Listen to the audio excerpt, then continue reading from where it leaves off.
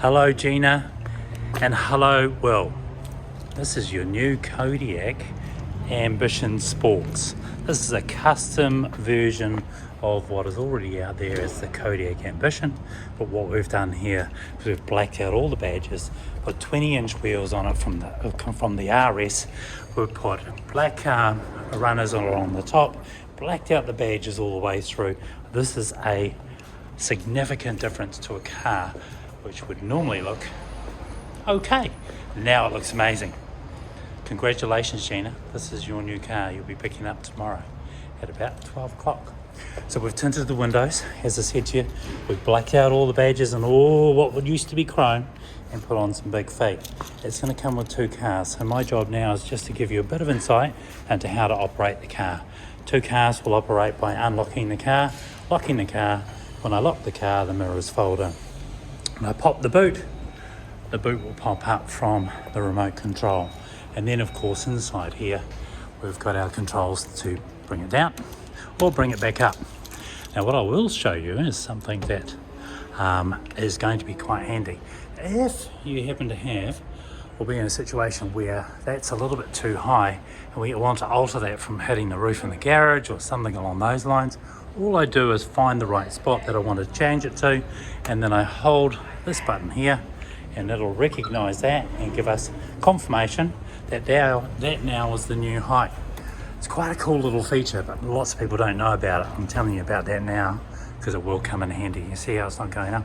Now my wife's got a similar car to this. She works in the city, parks her car under an air conditioning duct which has a little bolt that pokes straight down there. She managed to get 5 little dents in there before I realised I had to make the change. Well, my cost, my fault, so I'll figure that one out. Anyway, just inside the back of here, of course, there's plenty of room. This is a 7-seater.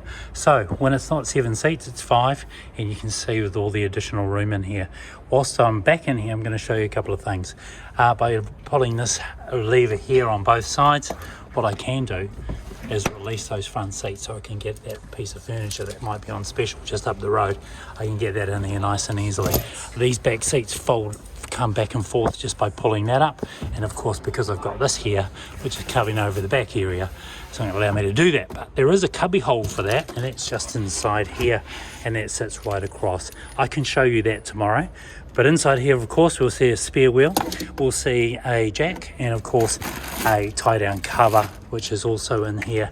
And then of course there's these really nifty little pieces. This is designed, so let's say for instance you're going to a birthday party and you want to put a cake inside there.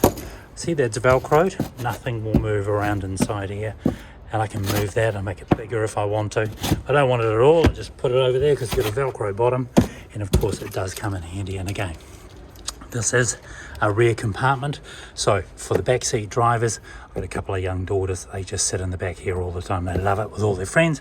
They've got this, they've got a little compartment in here for a drink, and of course they've got a home away from home at the very back. Now, because I've done this here and I've lowered this, I'm going to put that back up to the standard height. You can decide on that, and again, I'm going to push this button, I'm going to get the recognition, and there we go. So I'm going to put that down now. I'm going to keep going around the car so you get a little bit more visibility over it. Now, of course, when you unlock the car, you want to hit that button twice. I'm going to make a change to that for you. Again, getting back into the rear seats. How do I get into that rear compartment back there? Well, what I'm going to do now is I'm going to slide this seat forward, and just underneath here some little levers. They go forward, that seat jumps forward there. And of course there's a little step. So you step into this, jump into the back, and there you go, off we go. Now of course, if I want to put that back to where it should be, all I do is pull this little toggle, and there we are, we're back into a stand-up position. And if I want to recline, say have a little rest on the way home, all I do is pull this again, and then lean it back, and then you can see the difference in the recline. And then of course there's a little compartment back here to store your drinks. Plenty of room in the back here so you can stack other bits and pieces like books for the kids. And then of course there's a little charging port down the bottom there, which is a 12 volt. Plenty of room in here, hold a 1 litre bottle. And of course when I close this door, we're off to the next one, which is the passenger side. And again, this one here is relatively simple. So you've got lift up seats on both driver and passenger. You've got your recline and your lumbar support here, all right here, easy to get to. What I do like about this model is they've got a split area for both something like your valuables, your sunglasses, those sorts of things, and then of course a place to store your information on the car just when you're coming back through for a service.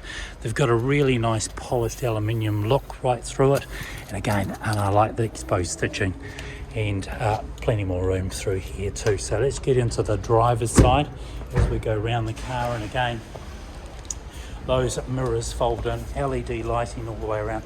This is the new facelift model. It's a very cool car. So I'm going to jump into it. Now the first thing I see on my right hand side is a couple of things. Skoda have done very well by putting a little umbrella inside the door for the driver. Get out there on a rainy day, and here we go. You've got your controls here for your glass, and then of course your mirrors. Put it on auto, put it all the way around to the left down to here. You can fold your mirrors in, put it on left. When you put it into reverse, the left hand mirror will fold down and keep you from hitting the curb. And then of course if you fold it all the way around to the right hand side, currently it's a bit chilly outside early in the morning, it'll heat up the mirrors. You'll see just here is a little indicator that the alarm is set. I've set the lights to auto. Nice little compartment in here for change or other things like fuel cards. Again, driver's side, left hand, up and down, lumbar support, and then moving into a recline moment. Now it's push button start. You'll get used to that after a while. You can also release the boot from here too, so that'll open up. Now again, we're getting back into the final finish of the car, and what I do like is immediately when I get in, it looks nice and clean. It's nice and well appointed. The steering wheel is the new design, and I can actually change this, so I can alter that by lifting it up and down or going in and out. And that's actually quite good because you'll find your spot. And again, like I said, my wife's got one of these. She absolutely loves it. She didn't love it at the start because it wasn't what she really wanted. But when I had her drive it for about a week or so, she fell in love with it. And those girls just disappear all over the place. Every 5 minutes they're gone. So I'm normally out buying stuff. Right, anyway, so now we're inside the car. I can push the start button down here on the right hand side. It'll light up my dash, it'll light up my infotainment system, and these are some of the things we're going to get started on very, very quickly, because of course when you get here you'll probably want to jet out of here real quick. So the first thing we're going to do is we're going to set up our phone, and what we'll do with the Bluetooth on your phone is set it up so you'll be looking for 3560. Once that's set up, you'll be good to go. You'll be able to load your contacts in there. But beyond that, by using these charging ports down here, you'll actually be able to use Apple CarPlay or Android Auto. Now, if you've ever used that before, it's actually a cool feature, because your phone you use a lot, and what the phone is actually reminding you of, or remembered, is all of your favorite apps. So your favorite apps will pop up on the phone. Things like Spotify, Google Maps, favorite restaurants, that'll pop up in here. So whatever your apps are, you'll be able to see them and mirror them up on here. More information around the car just by pushing through here. I can get my distance control. I can also look for things like settings. I can have a selection control on the driving data, my own data. I can change settings like say lights. I can move that around, headlights up and down, interior lighting. That's set at high at the moment. We might just drop that back down to say medium. What else we got?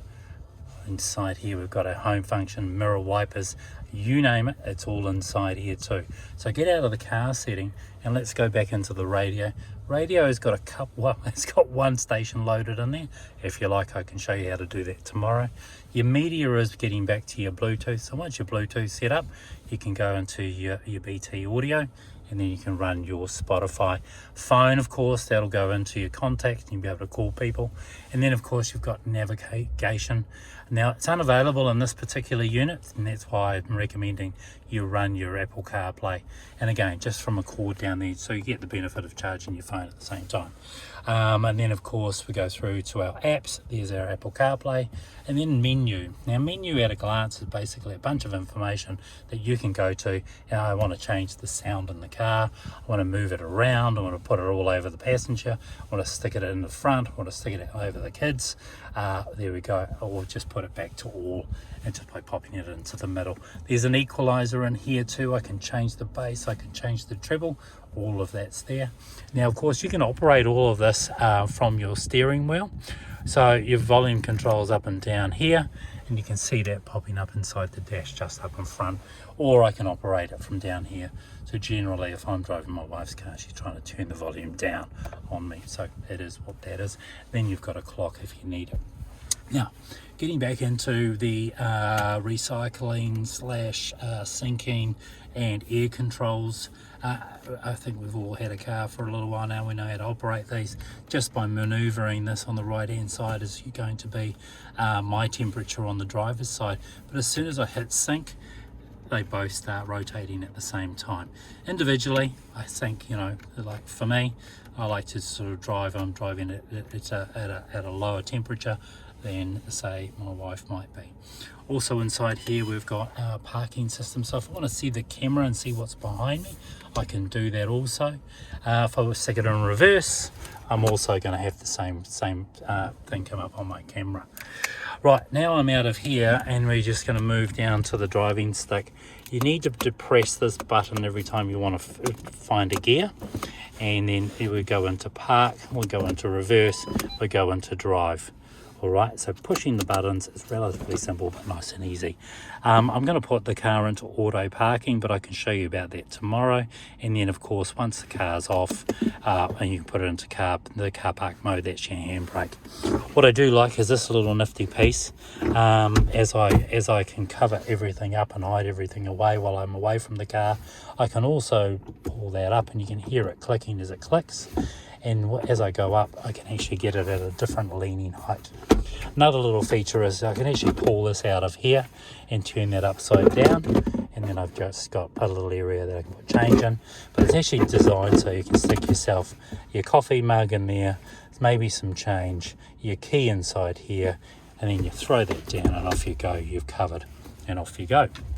All right, I'm going to start it up so you get a bit of a feeling of what's going on inside the car. And now I've got the car running and I've got my foot on the brake to do that. I've got now on the right hand side I've got my speedo, left hand side I've got my rev limiter, of course my temperature of the engine, and then the tank of fuel that's inside the car. It's travelled about 126 kilometres. This is our demo car, so you'll be receiving the car as it is. On the left hand side we've got our lights and our setup here, which is our reset and our cruise control settings. It's on. If you put it on or put it on cancel or turn it off altogether, that's not going to do anything. But if you do happen to be driving along and then you put it into set, it'll select the speed that you're traveling at, and then you'll be able to monitor anything that's in front of you. Now, to be able to do that, we've got our lane assist over the right hand side here, and you see how I scroll down and up and down. You see the green box that keeps moving. Now this is going to help you out. You've got a speed limiter on there if you want. You've got a front assist, which is basically going to manage you when you're following a car, and cruise control. And what it's going to do is if you, just an example, you're traveling at 60 kilometers and you pull up behind a car that's doing 50, the car will decelerate and keep you at a safe distance between them and you. It will certainly let you know if something's happening as well. Now on my right hand side, I call this my library. This is where I sort of start glancing through little things that are inside the car, and see as I toggle through left and right, what I can see is that box is moving. And one of the things I do like to do, and I've set up in my wife's car, is I've set it up so she can actually see a big speed of the speed I'm traveling at a big number, as opposed to guessing what's going on here, over here on the right hand side. A nice little number like that is going to just keep you monitoring your own speed.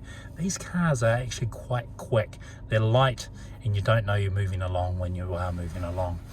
Now it's 5 p.m. here on a Friday night. It's in park currently, and again, as I start moving through the gears, we've got our drive mode, we've got a manual mode, and then of course if I want to go down further again, I'm going to hit my sport mode. So that's just by pulling that back, I go into drive, and then back I'm going into sport. Put it over to my left hand side, and of course I've got my manual mode. Alright, so I think we're almost there. On the right hand side we've got our wiper speeds, and that's all set up for automatic. So if I get a little bit of precipitation on the front window, it'll actually start popping up and giving you, and start working. Right, I think that's it. Listen, I really appreciate you working with me well. Congratulations, Gina. You're gonna love this car. I think it's well, I know personally I drove one for almost 2 years, and then now my wife's got one, and yeah, there's no denying she really enjoys it, and with all of her friends and our family. So I know she's safe in it, and that's the main thing. So congratulations, it's a very nice car. I'll see you guys tomorrow.